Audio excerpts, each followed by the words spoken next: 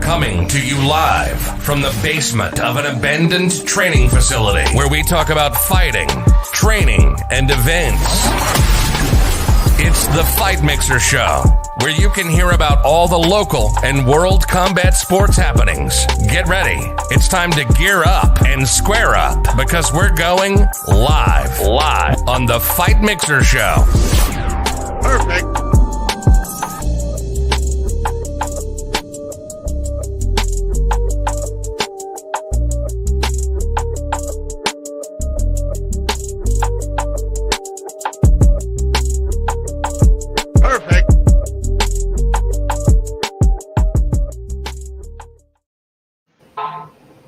What's up, Wednesday? Hi, guys. Welcome. Thank you for joining us. I got my girl, Allie, here. We have an awesome show for you tonight. What's up, David? Let's go. We got Phenom Elder here, one of my favorite fighters, a friend, nicest guy in MMA. He's a fighter you should know. Evan, what's up? How are you? I'm great. Just living the life. Every great day. Yeah. Are you, you're down in Florida, right? Yes, ma'am. Yeah, I just got back from training. I had to hurry home and get showered up and everything. You got them long days going on? You doing 2 days? Yeah, today, a lot of time, a couple days a week.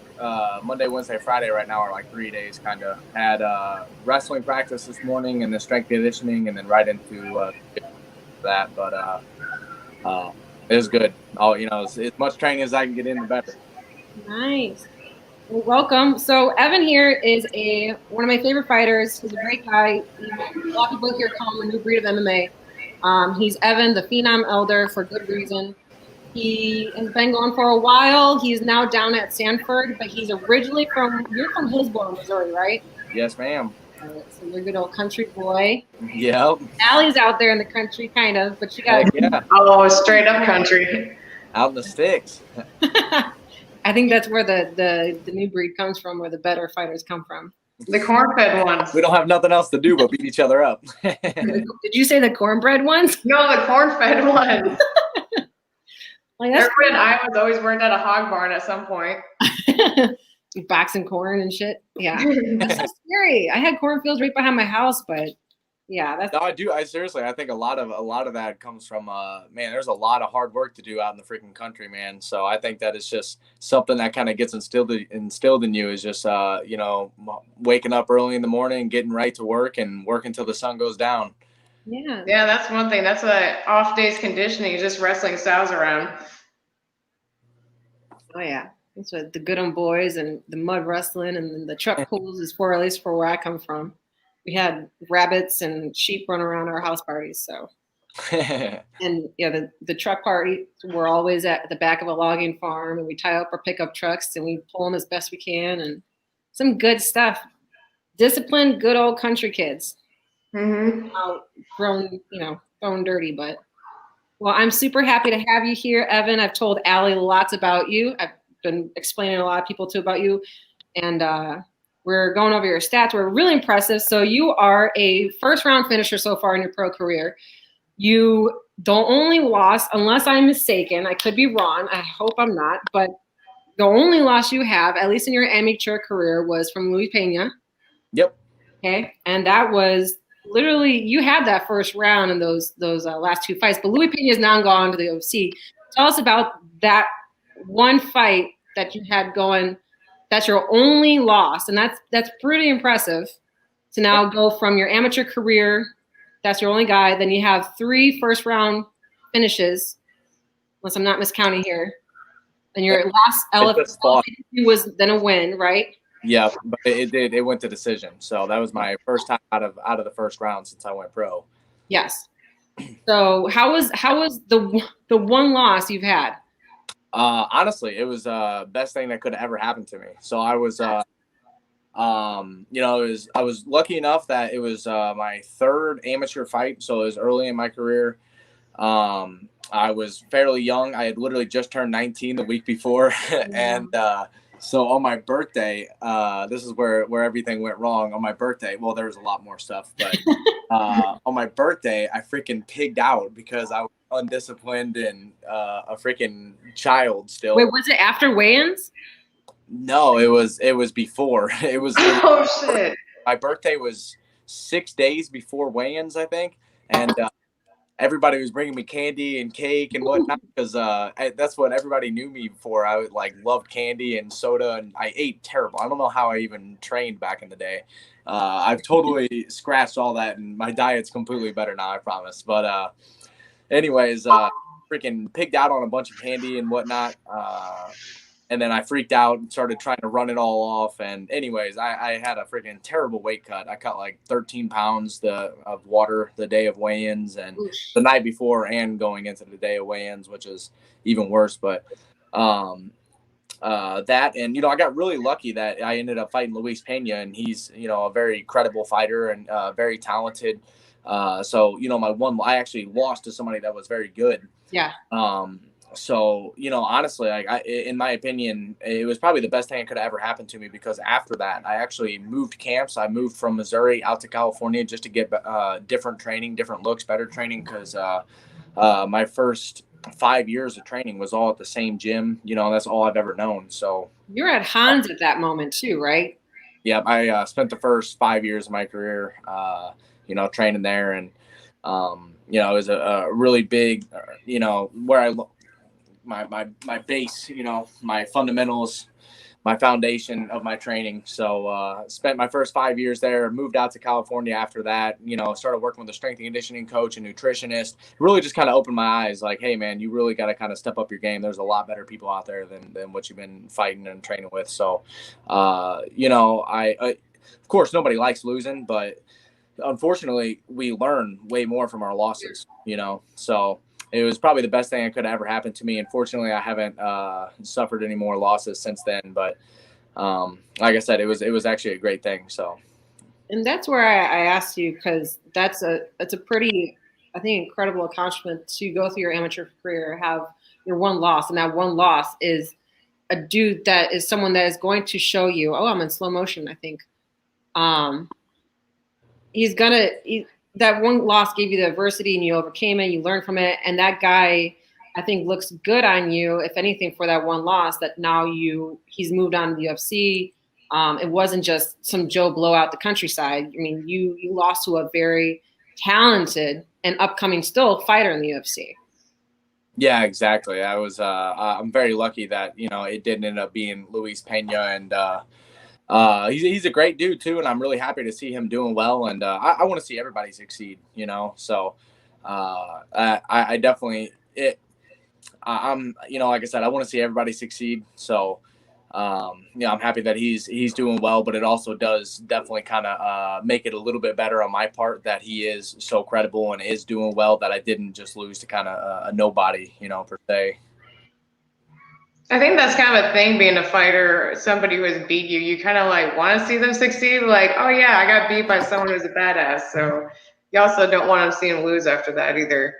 Yeah, exactly. That way you're not beaten up by, getting beat by somebody that's getting beat by everybody else. Too. Yeah. If you lose to that dude, and then it's almost like in wrestling, if you got beat by the dude that goes on and wins the tournament, you're like, well, that kind of makes sense. He beat everybody else too. So still, like I was saying, nobody likes to lose, and I don't think that really makes it any better. In my opinion, it doesn't, because if I lost at all, it there's no excuses for it. So, but it definitely is, it makes it a little better that you lose to a credible opponent instead of just going out there and getting freaking steamrolled by somebody that's not that great. Mm-hmm. So if you met him again, would you fight him? I don't think that I don't ever really have any problems. Like I've fought dudes that I've known and like been pretty cool with. The first person that comes to mind when I think of that is Colin Parr. I'm pretty good friends with Colin, and we were super cool leading up to the fight and everything. And then it's just business. It's just business whenever we get in the cage, and we can be friends before and after, but as soon as that cage door closes, I'm sorry, but you're in the way of my dreams and my goals and everything I've been working for. So in those 15 to 25 minutes, we're going to war. But if the if the opportunity's there, that'd be cool. It'd be, just something, I'm sure it'd be a good build up for the fight. We fought as amateurs. It was my only loss, whatever. But no, it's not like I have any hostility towards them. It's not like I want that matchup. It's just, if it happened, that'd be cool. I apologize to anyone at home. I don't know if it's my side that I do have connection issues. So for freezing up, it looks like we're good again. So unless you guys just want to stare at Evan's pretty face, just like stuck on Evan. I don't know about that. I think your fan base would be happy. Debbie said hi. Hi, Debbie. Hey, Debbie.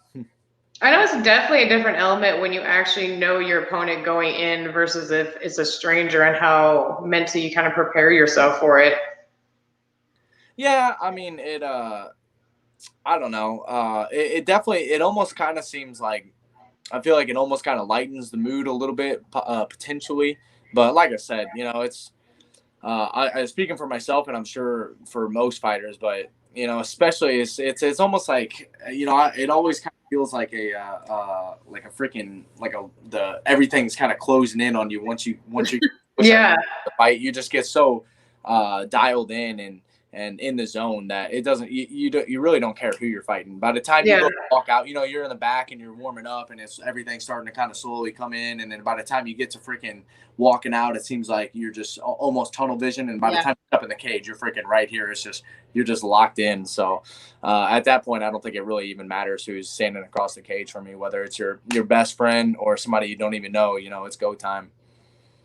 I think that's one thing a lot of people won't get experience, is that adrenaline rush. And like you said, that close in, where just like everything is focused in, like you don't even see anybody like farther than 10 feet away, and just so focused, and sounds, everything. You can only hear certain people, and everything's just so intense. And if you are fighting your friend, like once it all sets in, you forget that's your friend. Yeah, absolutely.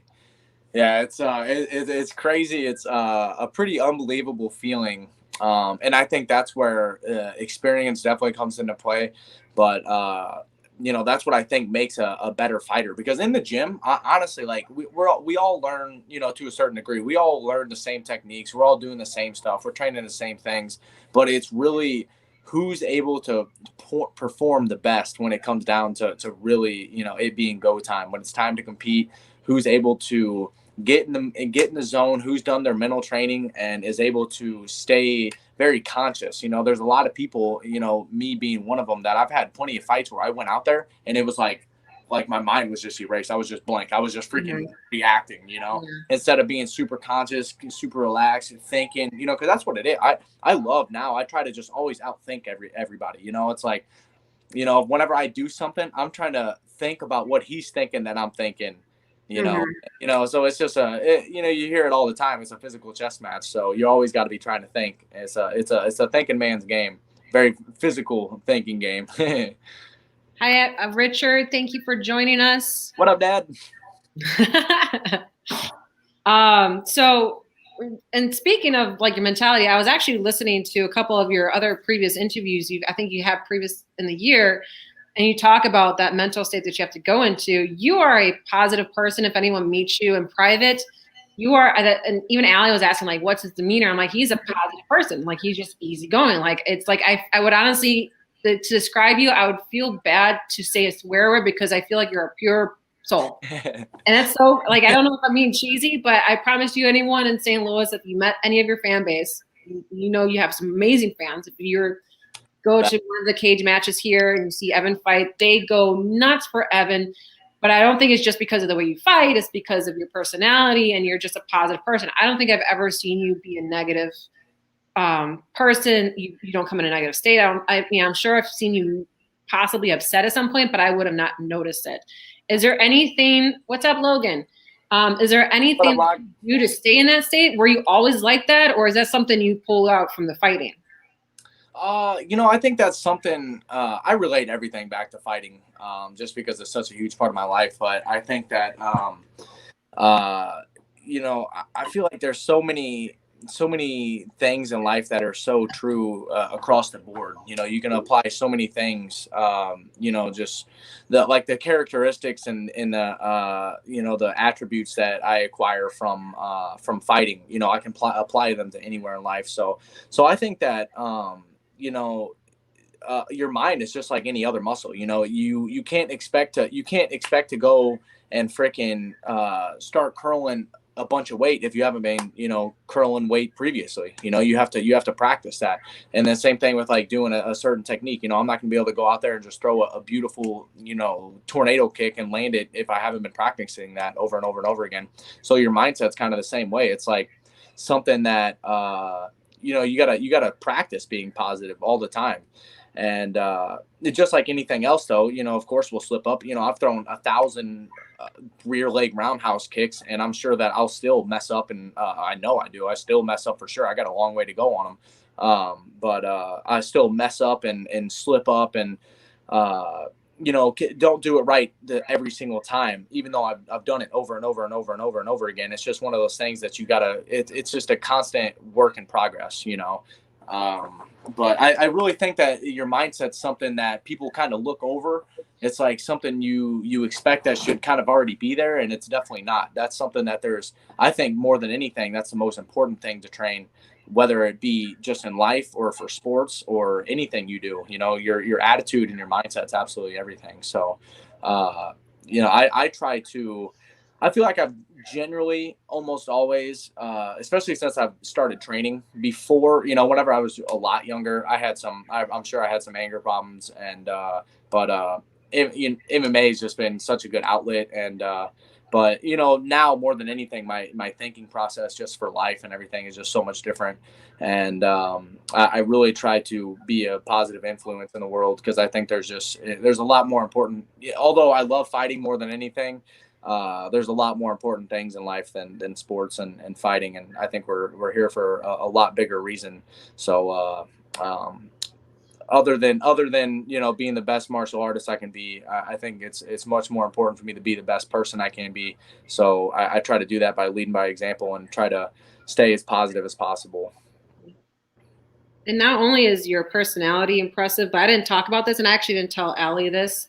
Or the guys at Fight Mixer, but you've come off some pretty devastating injury. And I remember being at the gym. I was actually at Finney's when I found out that you had your jaw broken. And that was down in Florida, right? Yep. Yeah, you had it. So they were, I believe, as far as I know, they were grappling. Someone's heel came up, and that heel directly hit you in the chin. It is a split down the middle. Yep. Your chin, and then now you have a metal plate in there. And then on top of that, after your comeback, your fight in January here, where I saw you at Shamrock, I was at that fight, and you won, but you had a broken hand. So how was it coming off of those injuries? Physically. I'm a very firm believer that everything happens for a reason. So even if it's hard to understand or see, find that reason at the time, I always try to at least choose to believe that everything happens for a reason. So, hindsight's always 20/20. So once you get past that injury or whatever that hardship is that you're going through, it's easier to look back and be like, wow, there was a lot of positives that I took away from that. But, I really think me breaking my jaw. So first off, it was a really fluke accident. It was just, we were training, it was wrestling practice. I had just stood up. Somebody had just taken me down. I was standing up. Somebody almost ran into me. So I jumped out of the way. And when I jumped out of the way, I jumped in between two groups. And as I did that, coach seen it and was like, hey, whoever's out, watch our groups. Make sure we're not running into each other, guys. And so I was trying to get out of the way of those two groups. And at that time, he was saying that. I was like, oh, I should get in between them, make sure they don't run into each other. And as soon as I did, somebody got hip tossed and his foot was flying in the air. And as I went to turn around, his foot hit me in the face, and his heel did. And it split my jaw right in half. Whenever I was kind of trying to sit up and stuff, I felt a big gap in my teeth. I thought it knocked out one of my teeth. And I was like, oh my God, it knocked out my tooth. And I stood up and I was like, yo, Sean, did this knock out my tooth? And he was like, no, dude, your jaw. And I was like, what? And then I had to run off the mat because I was like leaking blood everywhere. But, I really, I took away a lot of good from that injury. It's just like anything else. It forces you to adapt and overcome, and work on different things. I was right back to training a week or two afterwards. I think a week after surgery, I was back to like lifting weights. I couldn't go crazy because like kind of like bouncing up and down in my stance was kind of like bounce my jaw a little bit too much, so I couldn't quite do that. But if I stood still and didn't like bite down, I could, work out and stuff. So, but more than anything, what it really did for me was it showed me that like whenever that happened, I was really worried. Like I was like, man, that's such a severe injury, it seemed like, and I was really worried about it kind of like affecting my career. And then I got to kind of see that, everything's going to be all right. No matter what happens, everything's going to be okay. So it gave me a lot more confidence, like when I'm fighting, like don't be so worried. It's just like, again, I'm speaking in terms of fighting, but you can apply this to life. Don't be worried about taking risks. Don't be worried about getting hurt or burned on your risks that you take, because no matter what, everything's always going to work out, and you're going to find a way around it and get through it. So now I overcame that, and it's just a little bump in the road. And honestly, I don't even think it was a bump in the road. It was just the path I was supposed to be on, because I took away a lot of good from it and leveled up a lot mentally. Yeah, I was just gonna ask because I know Karen also had a major injury from training. Do you guys ever get hurt or like instantly go in that like wallow pit of my fight career's over? I can't actually do it again. I emailed Evan after my injury, and I was like, how is it? Because he had a face break, and mine was nowhere near as severe as that, but I had my orbital bone broken. No, it was years. They look gnarly, Karen. Broken, and I lost feeling. It's weird to see myself on the screen because it's backwards. But I lost feeling from my nose, my eye, all the way down to my 3 front teeth right here and up. So I lost all the feeling there, and have pretty like bad grinding issues on my teeth now. So, but I actually reached out to Evan after that happened, and I'm like, look, like I was looking for him for some guidance, like about taking an injury like that, and he actually helped me. And I actually think we talked about like, are we going to lose our teeth? Yeah, but my just like you were saying, actually, funny enough, you said you got grinding problems. Yeah. Whenever I broke my jaw, I had to wait like 3 days before I could fly home. So it was just like broken in half for a couple days. So I kept my mouth shut like this the whole time. And if I didn't, my jaw was like literally like hanging, like it would like fall. Oh. So if I open my mouth, it'd like fall down. I think everyone at home just cringed. It's really not as bad as it seems. I mean, it was, like I said, it was rough at the time, but we're past it and everything's good. So, but I would bite down. I was biting down so much. And then even after I got it fixed, I was like just used to, I was kind of worried about it. So I'd like be biting, and I find myself doing that a lot now. So I'm still like freaking biting down all the time. I'm like, man, my jaw hurts. Dude, you have so much nicer teeth than me, though. So I'm just happy your face is cool, because mine, Whatever. I'm not Jack, but I don't like that bunny teeth. No, you're fine. These But are breastfed. Yeah. If anyone wants Evan's t-shirts, you actually change your shirt because you have the Spartan on there, right? You have the break in your shirt now, which is really cool. Yeah, I actually, again, I took away so much good from it. I had this really cool picture, like a 3D X-ray of my whole head whenever I broke my jaw, and it was a big break. So it was like real prominent. You could see it where it was broken. So I actually, I have an amazing tattoo artist. Shout out to Josh Poole at Hezekiah Customs. He's a freaking man. But he's just an amazing artist, So I always go to him for any time I need something drawn up and whatnot. So I actually sent him this. I was like, hey, do you think you can come up with a design for this? I think this is really cool. I'd love to put it on a shirt. So he ended up drawing a Spartan helmet and putting on it. And then you can see the chin sticking out, like the mouth was kind of sticking out and the jaw was broke. It was really cool. I really liked it. If anyone gets your t-shirts, they know the backstory, and when you make it up, hired, they know the backstory. I think that's just such a cool thing to incorporate. And it's a very personal hurdle that, anyone can just look at like, damn. And he came back from that. So what's going to stop you, Yeah. And can I ask you a quick question? I've always been curious about this. Where did the Spartan come from? I've just always been, in my opinion, I kind of feel like we're almost like modern day gladiators, fighting in a cage in front of other people just for entertainment, not anywhere near the same. We have a freaking referee. We're not fighting lions or fighting to the death or with weapons, but, like I said, modern day, watered down gladiators. But anyways, I like to pretend gladiators. So, I kind of, thought of those kind of similar. So the gladiators and the Spartans. So, that's kind of where that originated from.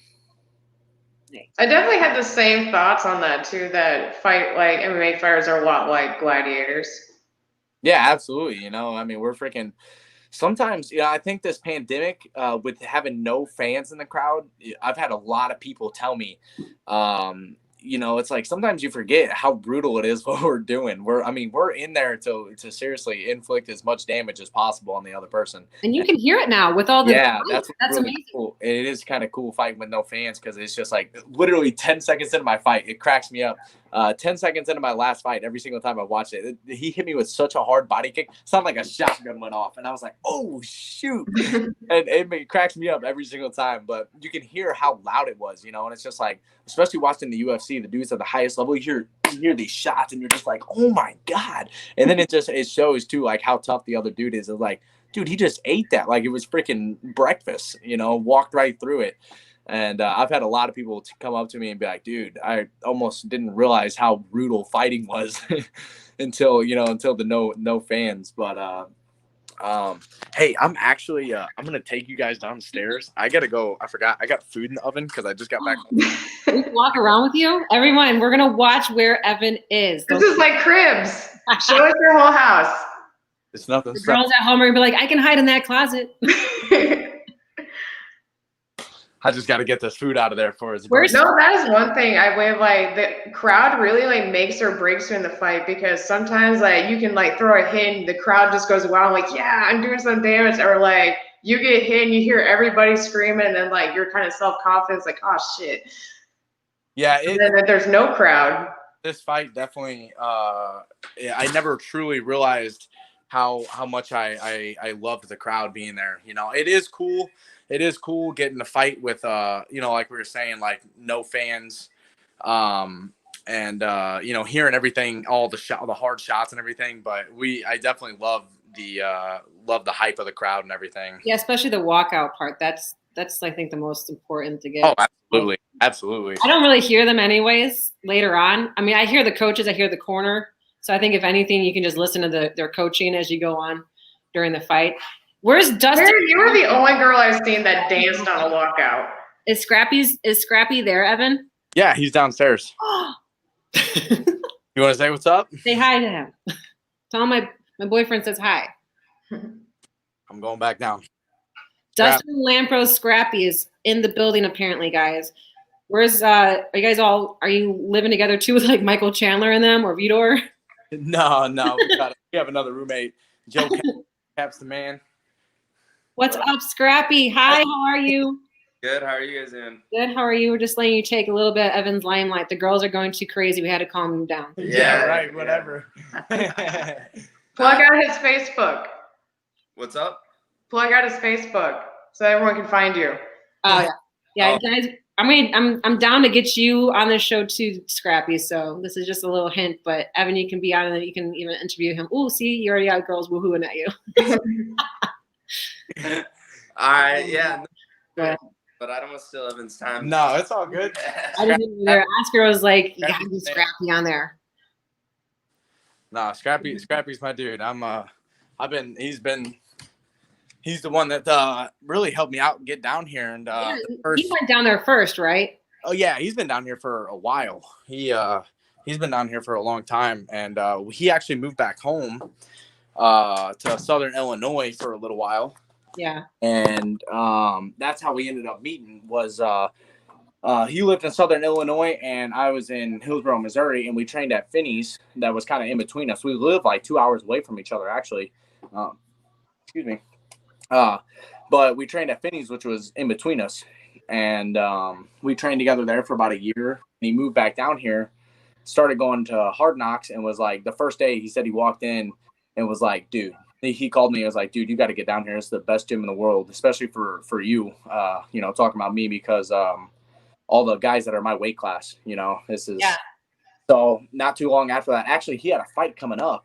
So he came back home and fought, and I packed up my car and we just drove back down there together, and I stayed on his couch until I found a spot. I ended up, it wasn't a Craigslist. How did I get that? Oh, so one of the guys at the gym recommended a place that he used to stay at, so I went and checked it out. It was way too expensive, but the landlord was like, hey, we have another property that's a lot less expensive, and so I went and checked it out, and it was doable. So I ended up living in a decent sized house with like 5 other people that lived there that I didn't know. And, good, and then I broke my jaw. Yeah. Moved home for 6 months, and then while it healed up, and then I moved back down here, and I've been back since. So it's been good. Scraps helped me out a ton. He's really the one that helped me get down here. Like I said, I'm a firm believer everything happens for a reason, and I really do think that life has a funny way of always kind of getting you where you're supposed to be. So I really do believe that I am supposed to be down here with this team. I really believe it's the best gym in the world, and not just the gym. It's just the people. The coaches, other than the facility is just like unbelievable. But the coaches and the training partners, the staff, everybody is just such great people. And I love being here. So I think that even if for some reason I didn't end up moving back, Scrap calling me, telling me to come down here, I would have life would have pulled me down here somehow. Yeah, I think I'm a firm believer as far as like you meet people that you don't understand are going to play a bigger part in your life. I think that goes for me and Allie here. I would have never thought I'd be doing this with her a year later after leaving the cage with her. There you are with Scrappy. I don't know if that pulled you along too, Allie. Real quick, I know they're asking what town are you now in Florida that you're training out of? I'm in Deerfield Beach. So I'm in Deerfield Beach, Florida. The Hard Knocks 365 used to be in Fort Lauderdale, and which was about 15 minutes away. And now our new gym, Sanford MMA. Yes. The new facility is in Deerfield Beach. We live 0.9 miles away from there. It's unbelievable. I'm it's just crazy. I've had too many things in my life just work out, too unbelievably. It's just like, I don't know. It's crazy the way things work in life. Everything happens for a reason. Is it bad that when you guys said Scrappy, I was like, oh my God, he's got a dog. Oh no. Let me at him. A little Scrappy dude. No, that's Dustin Lampros. Scrappy, he's a man. He's a beast. He's 5-0 right now, bantamweight. Unfortunately, because of COVID, he's had a tough time trying to get a fight, so he hasn't fought in a while. So, again, just like that, it sucks, but I think it's actually a good thing. Same thing with my jaw, and then COVID happening for me. So, not just me. I mean to make that sound like COVID only happened to me. Literally a worldwide pandemic. Man, why'd this happen to me? No. It's given us a lot of time to be in the gym, training and improving. That way, whenever we do get this call to the next level, or we start getting these higher level fights, we're going to be more than ready for it. Because as we move up, man, I mean, everybody's a killer. The sport's so evolved now that there's so many amazing, unbelievably talented fighters out there. So and like we were just talking about, this pandemic has kind of reminded people like how dangerous the sport is, and you don't want to get in there unprepared against a freaking killer. So, although he hasn't gotten the chance to fight much in the past year, and same with a lot of people, if you're using your time correctly, it is what it is. And, it'll probably be a good thing in the long run because, you're just getting more and more prepared to step in the cage with those higher level people. What I have them asking at home, what promotions are you fighting for? I know, I just want you to go ahead and say it publicly. And then what also is next after your last fight? So I was fighting for Shamrock FC.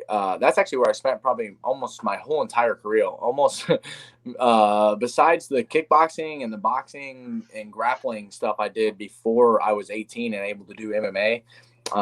Even actually a couple fights. I think I had 1 or 2 fights, kickboxing matches for Shamrock whenever I was like 17. So other than that, I had 1 fight when I was out in California, and then I fought for Fight Hard one time when I was an amateur. But other than that, I fought for Shamrock every single fight. So, so I fought at Shamrock for my first 3, up until my first 3 pro wins, or pro fights.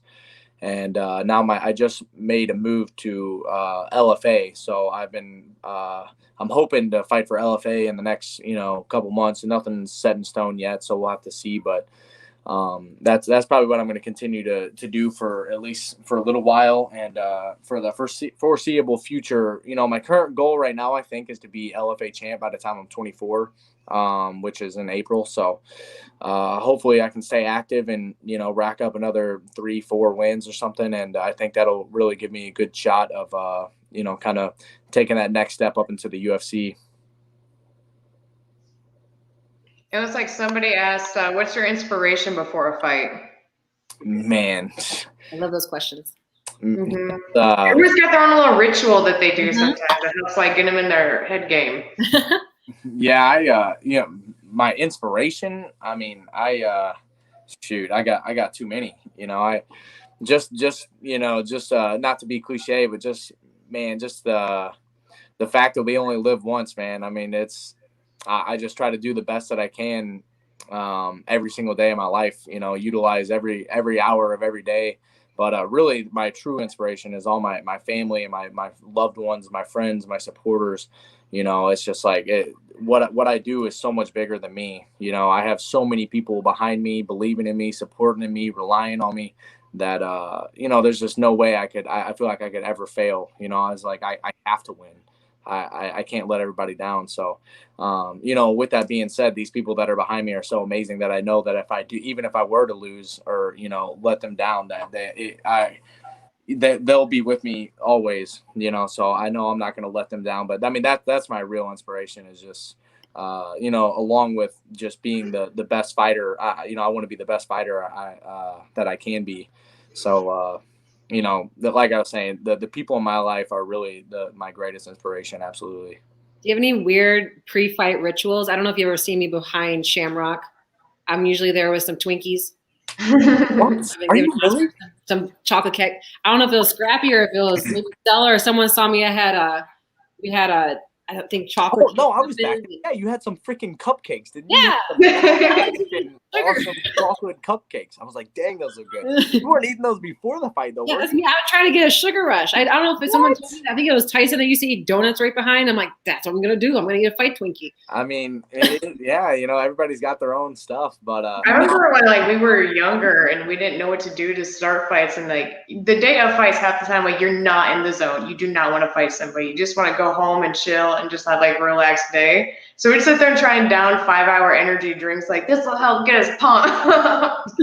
Did not work. It's so funny looking back. I was the same way. Especially when I was a little bit younger, having no idea what to do. I'm sure I still have no idea what I'm doing. But yeah, I just honestly, I don't really have any anything I do every single time the day of the fight. Are you Texas Roadhouse strong though? After waiters, or dude, that usually, yeah. This last one, it was really cool. It was I ended up getting to weigh in at 1, I think is when it was. It was 1 o'clock instead of 7 or 8 like usual. So I got an extra 6 or 7 hours to rehydrate and refuel.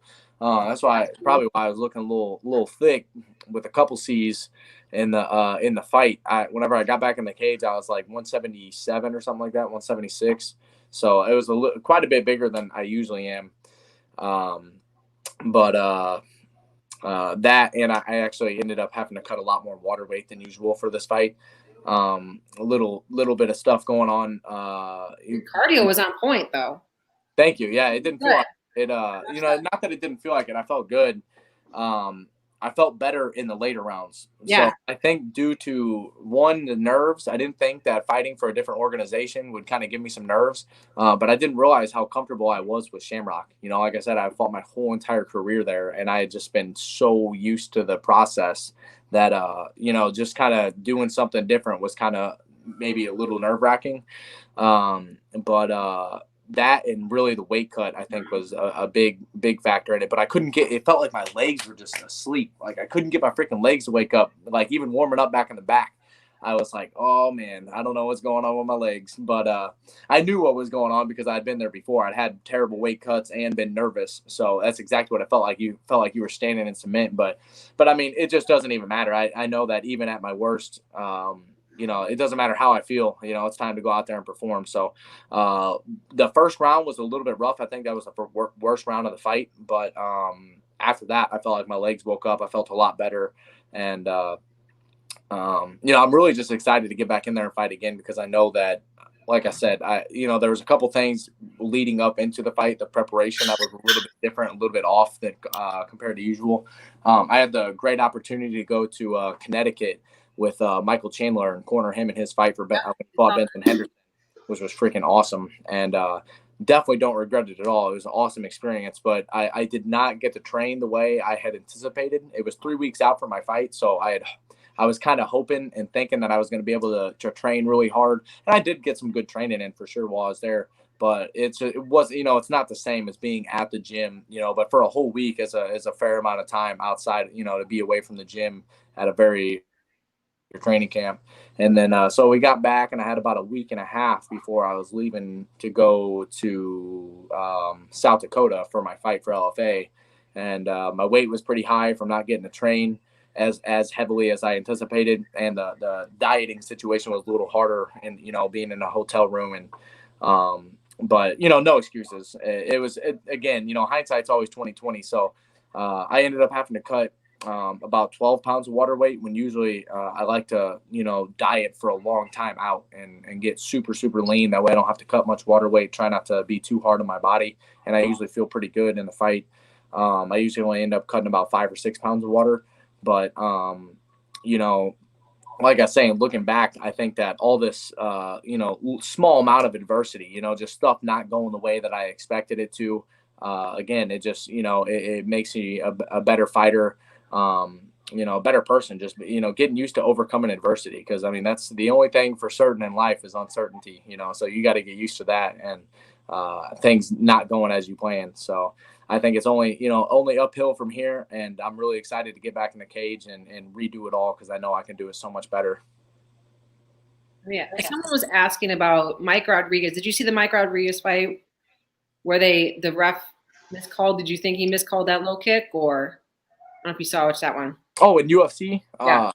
I didn't. I watched the end of the fight. I watched right after that nut shot happened, or the nut shot. I didn't even see. I didn't see the video or the replay of the nut shot, or not nut shot, whatever everybody's calling it. But I mean, I guess everybody was saying that. I mean, it was clearly not a nut shot. Like, it was definitely miscalled. But again, I didn't see it, so I can't say for myself. But do you think guys do that on purpose, or because there's sometimes where I've seen them do some pretty cheap shots, and for being at that kind of a level, you have accuracy, and you have. I mean, I know there are some guys that just brawl and don't maybe. Yeah, I mean, damn well. I don't know. It's I mean, people forget sometimes. Even the best fighters in the world. I mean, it's a fight. So it's things definitely don't go as planned. Pull their hair, kick them in the nuts. Yeah, I've seen it go the other way, where the other guy really didn't get nut hit. He's just pretending he did to get 5 minutes to breathe. That's what everybody's saying. Everybody's saying happened. There's also that shit in the eye pokes, and I can't remember what was his name, and it was at against Pantera last year, Yaya Rodriguez, and he forgot. Yadier, sure, he throws nasty kicks. I don't know if you know who Pantera is. Watch him. Yeah, I love him, and he pretended that little eye poke. It was the stupidest eye poke. I don't know. He just I think Pantera was throwing a jab, and it was the first round, and he pretended that the eye poke was, he couldn't open his eye anymore. Yeah. I mean, he was barely. I mean, you could see him like squinting, trying to close that. And I do think people do fake that stuff, like Allie was saying. It's really, really hard to tell. Like it is very hard to tell. I mean, you got people like Nick Lentz, the poor dude. He had a fight. Who was it? Arnold Allen, I think is his name. Anyways, he was fighting. I mean, full finger all the way. He's just now getting back to the gym. He trains with us. Awesome dude. He freaking is just now getting back to his to training. He got poked in the eye so bad. I mean, after the fight, I mean, it was like his eye was so red. It was like wrecked bad. And he never stopped fighting. Like the ref didn't stop it for a second. Like he just fought right through it like a freaking monster. I'm not sure if I could be that tough. Finger in the eye.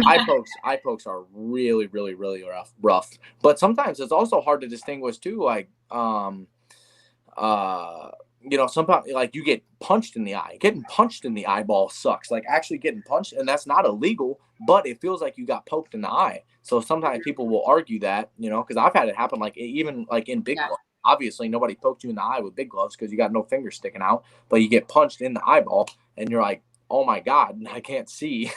There was one fight I had where the really girl bad. tried saying that I poked her eye, but what happened was I went to grab her head and she moved and my thumb like grazed her eye slightly. Like I didn't even put pressure in, and she tried telling the ref that I was trying to poke her eye. Yeah.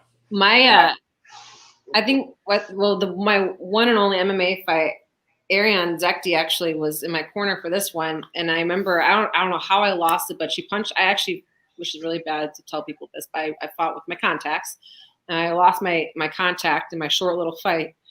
And amazingly, Ariane Zekti, despite our fight, after I took her down, we did the ground and pound. She got me with a rear naked choke. He still found my contact.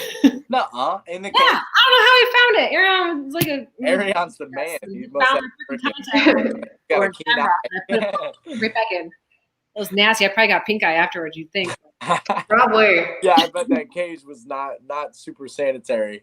But yeah. Well, speaking of kicks, so you are known for your striking. You have a great ground game. If anyone hasn't watched your fights yet, please get on and check out his fights. He's an impressive, like, again, they call him, one of the new breeds of MMA. I truly believe that. I think there's a lot of upcoming talent that we have not really zoned in on yet and seen. And Evan here is one that you need to watch out for. In your first fight, I could be wrong again on this one, you had you didn't get it, you gave a devastating head kick in your K1, right? Oh yeah, like my very first kickboxing match ever. Yeah. So yeah, I was like 15. It was my very first kickboxing match. That's so funny. Did you I was watching that. Yeah. Did you watch it? Oh, that's so funny. My dad he just tagged me in a memory of that today. Oh really? Oh. I have a sick picture of me landing this head kick like flush up against this dude's face. He actually turned into it, and it was like right up against his jaw. But that was kind of funny that you mentioned that. Yeah, that was my very first kickboxing match ever whenever I was 15. It's like the first time I actually competed other than wrestling and jiu-jitsu with strikes. So, that was I can't believe how long it's been and how far we've come and what all has happened on this journey. And I'm super excited for it to keep going and see what else it brings. So I'm excited to watch you fight. I'm excited to watch your kicks. Even when you train, like the gunshot sound, that's real. That's occurred. Heard it.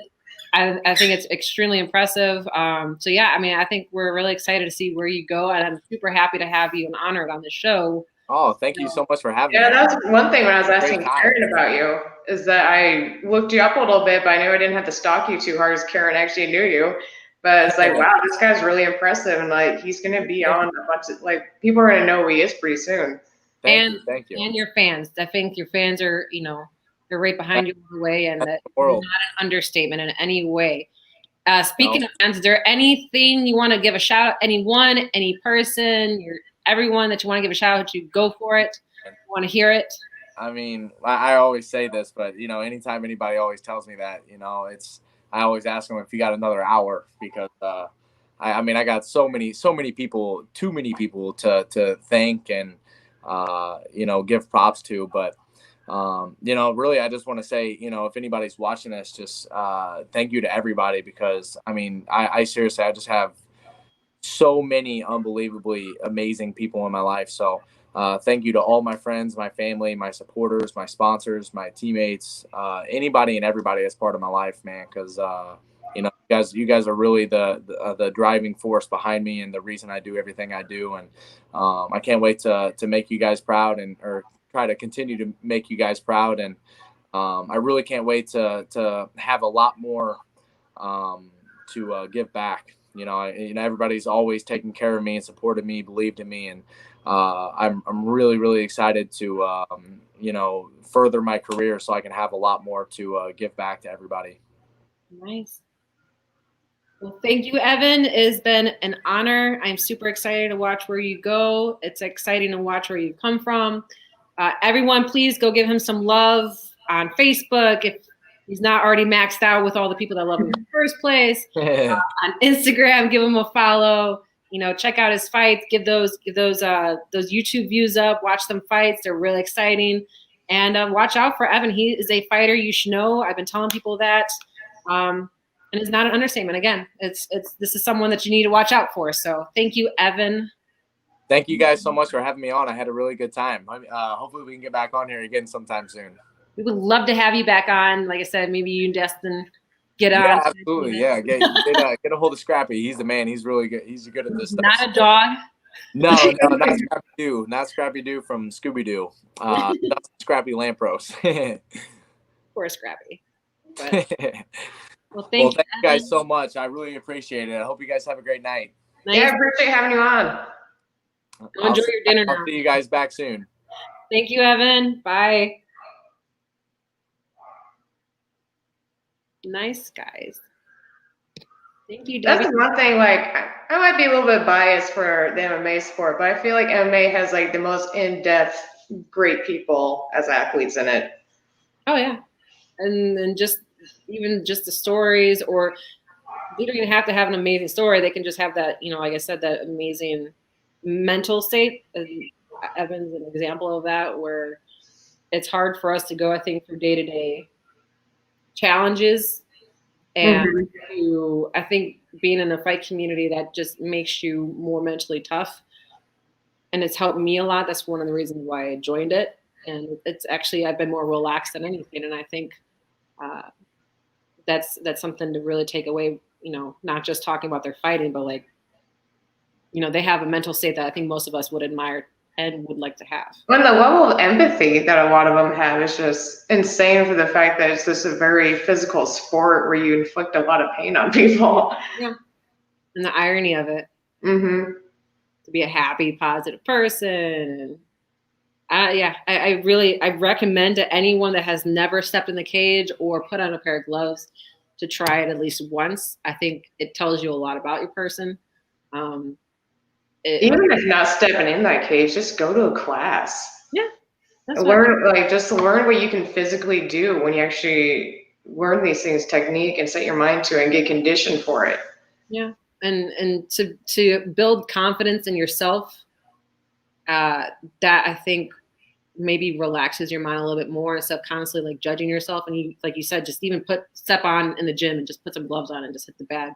Just building confidence in yourself goes so much further than I think people understand.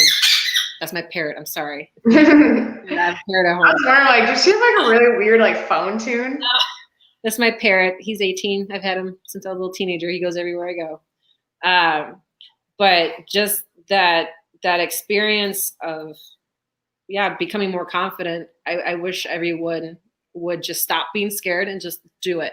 And that's what I tell everyone, just do it. And it's amazing to see where you go with it. And you, me, Evan, everyone that has something, they all have something positive to pull out of coming into the fight community, I believe. I feel like you really discover how human you are when you get into a fight. It makes you humble too. Yes. Everyone walking around thinking they can throw bows, and they walk around angry, and you know, it's a competition. It makes you settle into a spot. It's like, it's not just me. It's not just about me. It's not just about my mind state. It's I don't need to fight every person or be angry at everyone. Like, it's not just you, and it really makes you feel, like you said, more human. Mm-hmm. Well, it's just like everyone. I have a lot of people that tell me, you know, they go out and they have that attitude. Like, I wish somebody would start something. You know, I just want to. I have that like angst going on. But I feel like once you become a fighter and do that, you also realize, like, is this a war that's worth fighting? And is this a war like worth getting hit over? If it's not, then I can just walk away from the situation. It's not that big of a deal. Yeah, that's how I was, I'd say, about 4 years ago. And that's one of the reasons why I wanted to not only do my aerial, I wanted to also get into fighting, because it's something I pushed off because I was becoming angry, and I didn't like that about myself. And I zoned in on it. I've always been really good with, you know, picking up on, you know, my personal habits as to what's working and what's not working for me. And I think fighting has definitely calmed me down. It's created less stress. Mm-hmm. It's a full on therapy. And yeah, I really hope anyone listening to this ever thought about, can I do it? Yeah, you can. Mm-hmm. It's very constructive. You never know where you're gonna go. I mean, I started a little bit older. You started younger. He started young. You guys, there's no limit to what you can do, and it's sad when you find out, like, damn, I could have been doing this the whole time. Mm-hmm. It's a really eye-opening experience. So, and I hope people like Evan and you and me and anyone that comes on the show or anyone that goes on any interview, I hope it, brings a little bit of inspiration. So. Well, when I came back, I was like 28, and I was telling my brother, I was like, I'm too old. Like, and then I come back, and there's fighters in their 30s, there's fighters in their 40s, and it's just, and they're the ones I love to watch, because after you get older and older, you lose that give a shit part of your brain, and they just go out there and they just give it. You think you're old at 20. Whoever the hell is 20 that's listening to this damn show, you're one. You're a baby. I'm 34, and I know I'm probably going to look back at myself in my 40s. I'm like, you're an asshole for saying. Oh, I found some photos of when I first started fighting, and I look like a baby. Yeah, and people's prime really doesn't come around to 32, which I totally believe in. Yeah. So as much as you think, I'm too old for this crap, I can't try it. Yes, you can. Mm-hmm. And unless you're in a wheelchair and you can't move, which even then, I'm still going to say, move your ass and still do something. If you want to do it, you can do it, whatever you want. Yeah, I think there's no reason why you cannot try something. It's called try. I feel like you really don't start aging until you just give up. Yeah, well, that and physical fitness makes you younger. It makes you more fit. It makes you, if you're happy and relieving those stress hormones, which is another reason, which I tried to relax by doing the fighting, was to relieve the stress that I did carry around on a day-to-day basis. That cortisol is going to age you. So guess why the people who are fit and more relaxed probably and not stressing out about day-to-day things, they're releasing that tension. Why do you say, instead of prescribing people Xanax, just give them gym memberships? Yeah. I wish that would start being a thing. Yeah, I can do that. We can start it. We can start a movement. Yeah. Gym memberships for everybody. You get a gym membership. You, not the Club Fitness, but you and you. Something where you can punch something. Get North Planet Fitness. So, well, I think it's been a great show.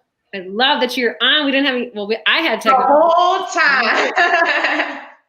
Yeah, my screen was frozen for a second, but at least it was on Evan's face. I was like, somebody had a glitch and it wasn't me. I don't know who it was, but thank you everyone at home that joined us. I don't know if anyone's still listening. I know y'all were just here for Evan. It's okay. It won't hurt our feelings. Join us next week. We have more exciting fighters for you to come. 7:30 Central Time, 8:30 Eastern. We're super happy you joined us. Give us a like, give us a follow. We are there for you. Answer or ask us any questions. And thank you for joining us. Thank you, Allie. Evan Elder for being on the Phenom. Watch for him. So, last words, Allie.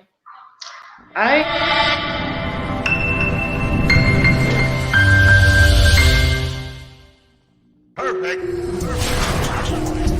Hi, I'm Matt Seibel, producer of the Fight Mixer Show. We have a good lineup of guests coming up next week. Take a look for yourself.